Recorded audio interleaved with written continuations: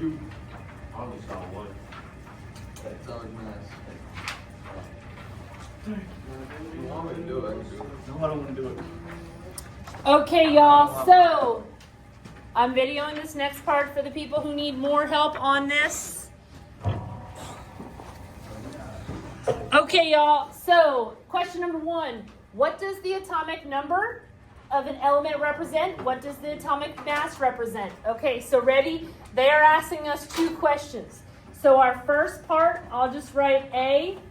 So the atomic number, I'll know what you're talking about by if you write a number sign, is what? Is the number of what?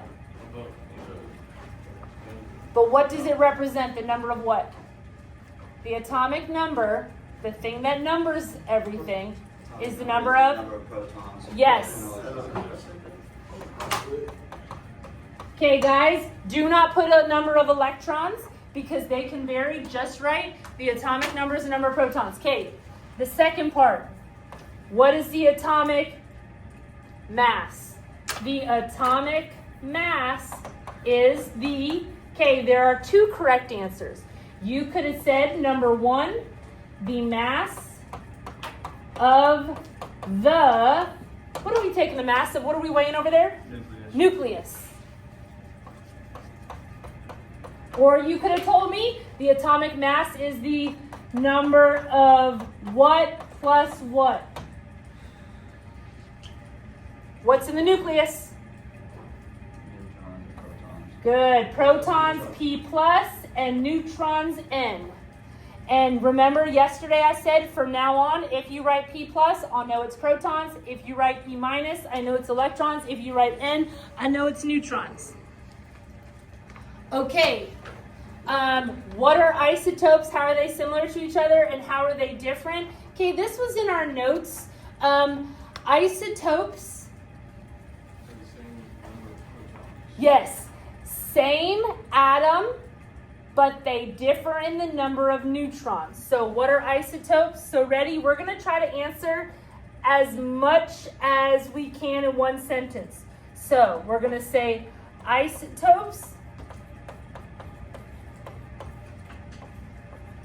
are atoms of the same element. Now, how are they similar? And we're going to put in parentheses, same number of P plus protons. That's how we know they're similar. If they have the same amount of protons, they're the same element, but different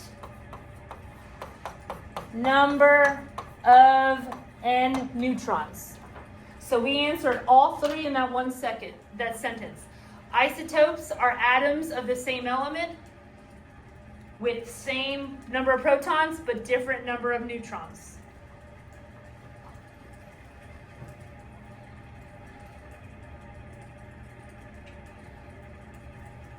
Okay, and y'all, I would like you to just cross off number 3, and you could just draw an arrow to B. I am just concerned with atomic number and atomic mass.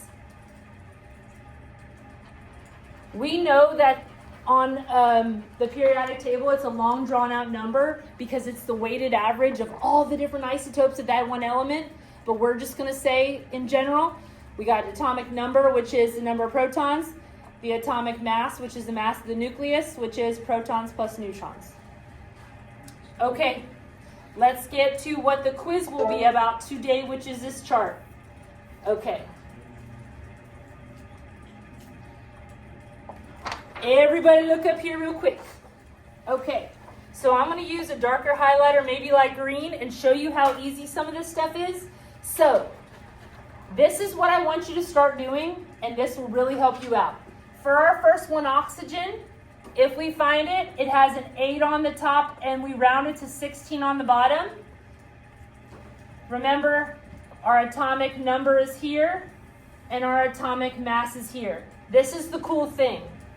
Whatever your atomic number is, by definition, it's the number of protons.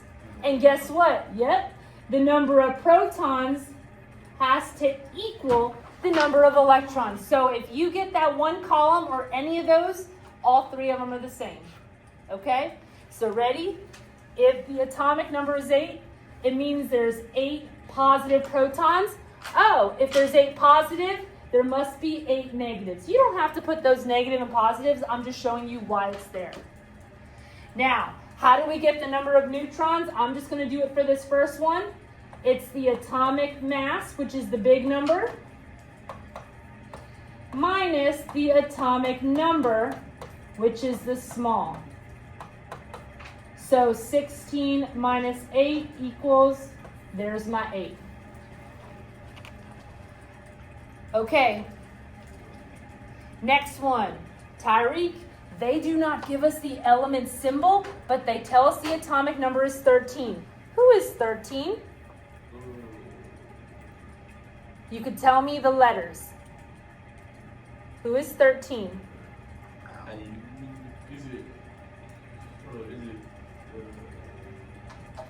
Which one has a 13 on the top? Which one has a 13 on the top?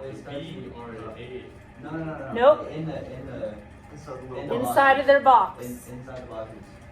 So who has the 13 on the top? Uh-huh. Good. And y'all, that brings us to our next point, y'all. Every first letter is capital. Every second letter is lowercase. If you would do AI, that wouldn't make sense. So for example, y'all look at number 14, silicon, SI. If you would do capital S, capital I, that would be sulfur and iodine. Okay? So make sure first letter is capital, second letter is lowercase. Okay. What is the bottom number rounded to for aluminum? 27. Okay, good. So ready? Atomic number is 13. Atomic mass is 27. Okay. My atomic number is 13. That means my number of protons is 13. My number of electrons is 13. How did I get 14? Big number 27 minus 13 equals 14.